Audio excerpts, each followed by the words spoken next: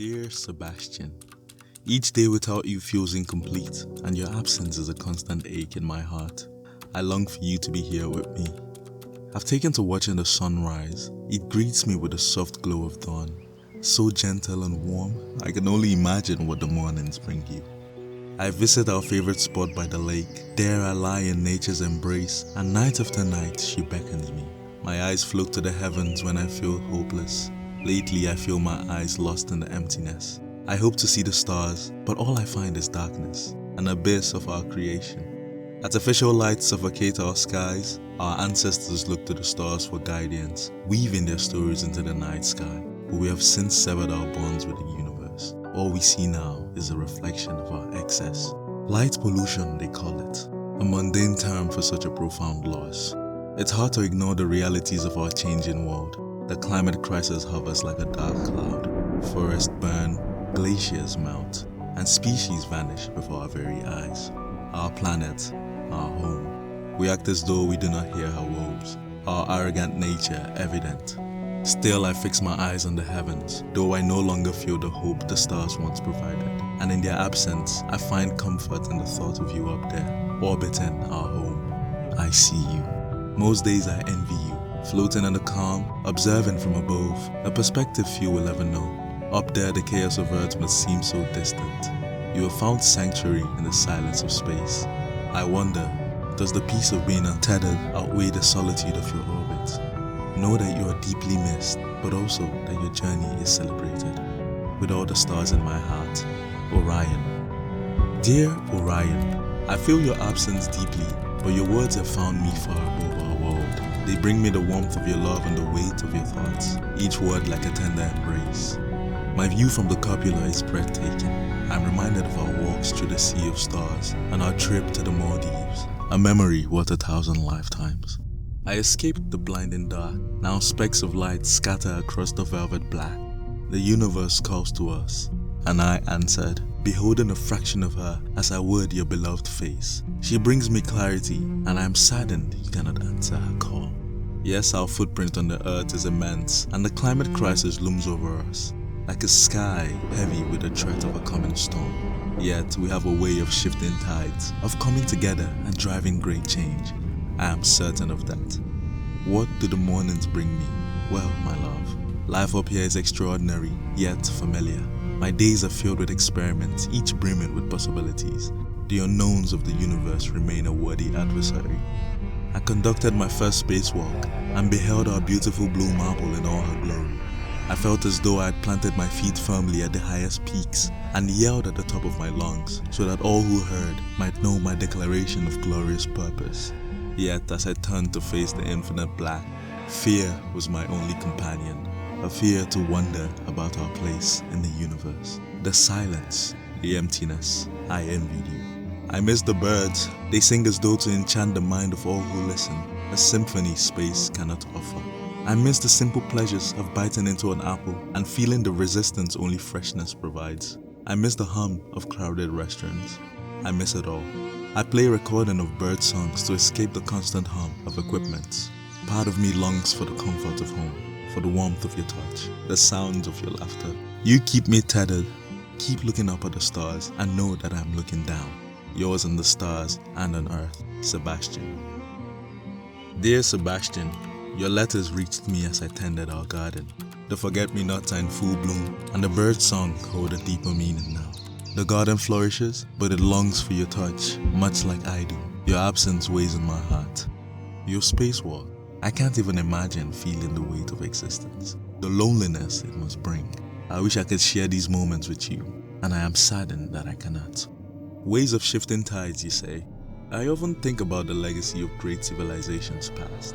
Did they worry it was all for nothing? Their sandcastles washed away as we built ours. Had they known their towers would one day crumble to dust? Their religions turned to myth? Would they have replaced wars with kindness, persecution with love? I'm afraid I do not share your optimism. Hindsight, clouded by our desires, leaves us blind to the lessons of history now lost on us. The wars rage on. How many generations shall bear this burden? Even now, somewhere, the next generation of doomsday weapons will detonate for the first time. Lives sacrificed in the service of Hades. Human life is weighed as though it were worth nothing. Is it worth less than our borders? Is it worth less than our beliefs? The remnant of our climb up the evolutionary ladder lingers, from hunter-gatherers to modern man. We repeat cycles of conflict and suffering.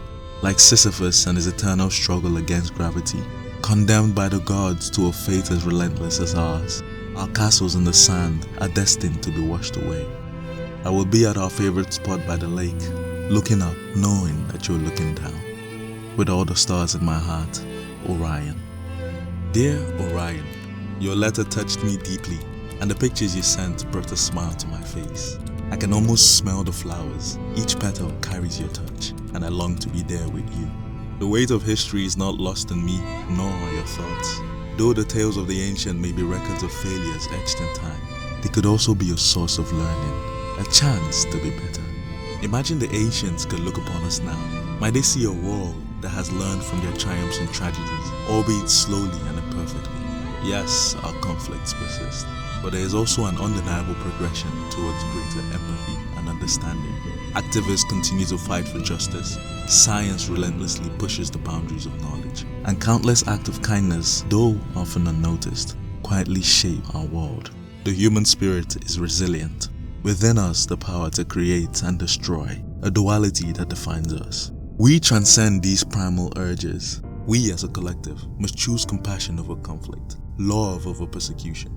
Perhaps we may yet build a legacy that endures, not just in stone, but in the hearts and minds of those who come after. Doubtless we will fail in the days to come, but as Camus said, one must imagine Sisyphus happy. I look down at our pale blue world. I see no borders, no factions, no beliefs that divide us.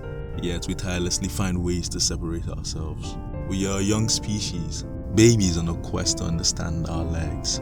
We crawl slowly, still learning. But one day we might walk with the confidence of a seasoned traveler, sure of our steps and our path. And then we shall run with the stride of swift Achilles. But even champions stumble. And when we do, we shall dust ourselves off, a bit wiser, a bit kinder, and maybe with a better story to tell. With every star I see, I think of home. I think of you. Yours in the stars and on earth, Sebastien. Dear Sebastien, each time we exchange words, I'm struck by your optimism. Your faith in humanity is refreshing. It's precisely why I value your words so deeply. They challenge me to see beyond my cynicism. You speak of our distant ancestors, those early nomads, hunting and gathering, barely scratching the surface of existence. I often imagine them sitting under a starlit sky, reflecting on existence in their simple way. They knew little, understanding even less, living before laws or history, before currencies and armies, with no concept of the future generation's global project of civilization. What might they have thought, those early wanderers exploring their universe, their eyes fixed on the stars, peering into the delicate arc of the Milky Way, their naivety invigorating, their questions born from ignorance, but brimming with dreams, driven by a sense of wonder, not burdened by the weight of history. As we look to the future now, we do so with a sense of disillusionment, our existence precarious, our future uncertain, a constant dance on the knife's edge. We are predictably violent and short-sighted, yet, as you said, we are capable of creation. We may yet remove the veil and reveal the sliver of the Milky Way to those yet to come, so they too can look up in awe and dream, just as those who came before did, under the same ancient sky. You asked about our place in the universe. My darling, of all the eras we could have been born into, the years behind and the billions ahead, what were the odds we would end up in this century, this decade, here and now? Whatever our purpose, however bored or sad, however lost we get, we do it, alone, together.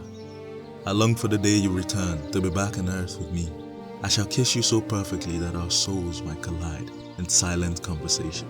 The boundaries between us will blur, and for a brief moment the world will fade away, leaving only us. With all the stars in my heart, a man looking up. Dear Orion, your words mean more to me than you might realize. I cherish our differences. Your so-called nihilism adds depth to our conversations, and I am forced to consider all facets of humanity.